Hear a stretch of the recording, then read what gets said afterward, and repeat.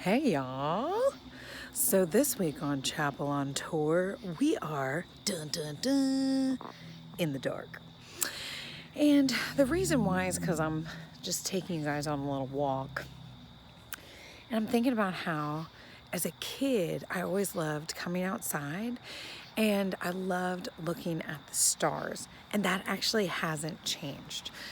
Even as an adult, we always like to find places that have what we call no light pollution, okay? That means like no lights like this one right over my head. Because then you can see the stars super, super clear when it's really, really dark. And if you look behind me, there we have the moon. If you remember when we were studying creation, God made that on day 4 when he made every skylight, right? And that is the Earth's only natural satellite, and it makes tides. I mean, light is awesome. And in the darkness, obviously, you see the light a lot more clearly. When I think about a person who reminds me of light, I actually think about my mom. My mom is sunshine in a jar all day, all the time, okay? Except for when you get my mom mad, okay? Whether that be you say something mean to someone, or you talking bad, or you're being disrespectful. Those are times that I saw a different side of my mama, okay? But other than that, my mother is truly, truly pure sunshine. So as I was listening to her tonight, she was sharing some things that she's been thinking about, and I'm like, that is such a good word, right? So she started talking about how Jesus in the book of Matthew is doing what's called the Sermon on the Mount.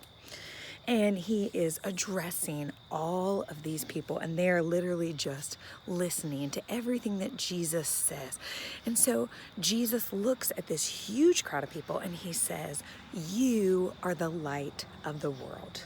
A city on a hill cannot be hidden," right? And so he says, just in the same way, you need to let your light shine before men, that they may see your good deeds and glorify your Father who is in heaven. Why a light? What is so great about a light?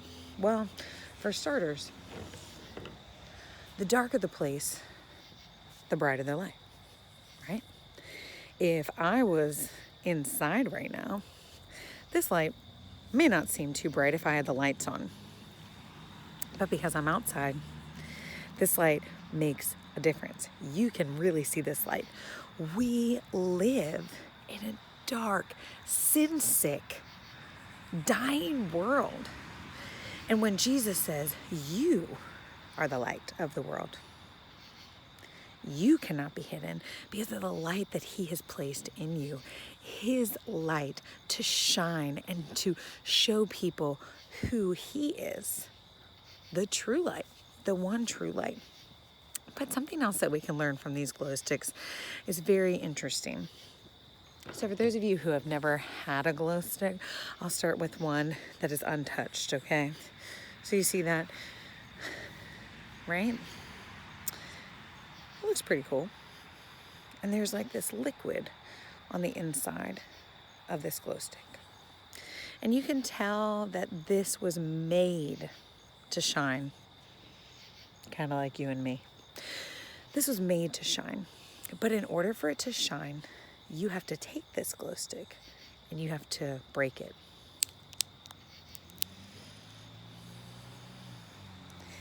And the more you break it, the brighter it gets.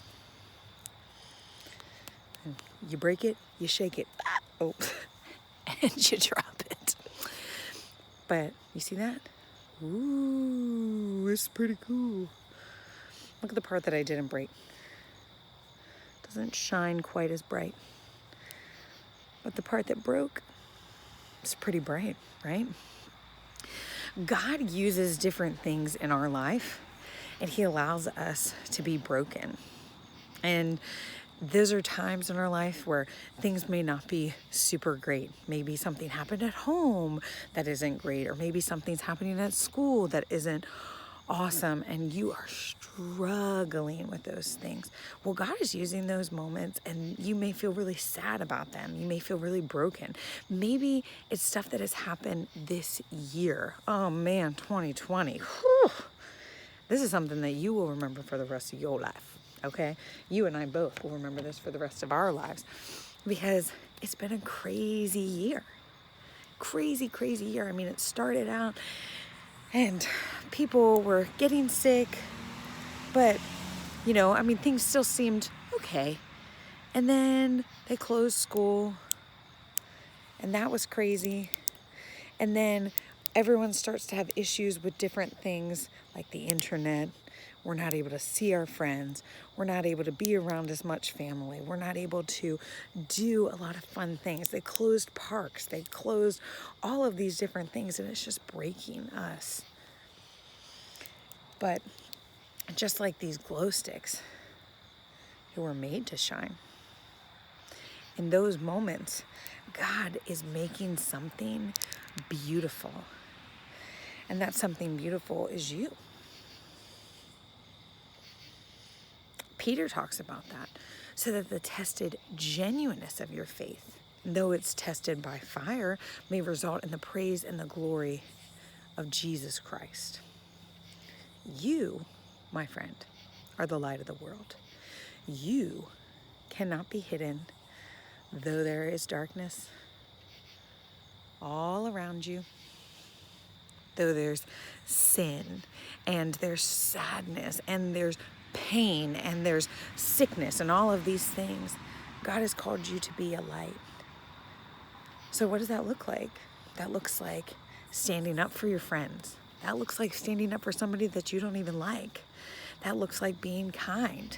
That looks like being helpful. That looks like being encouraging.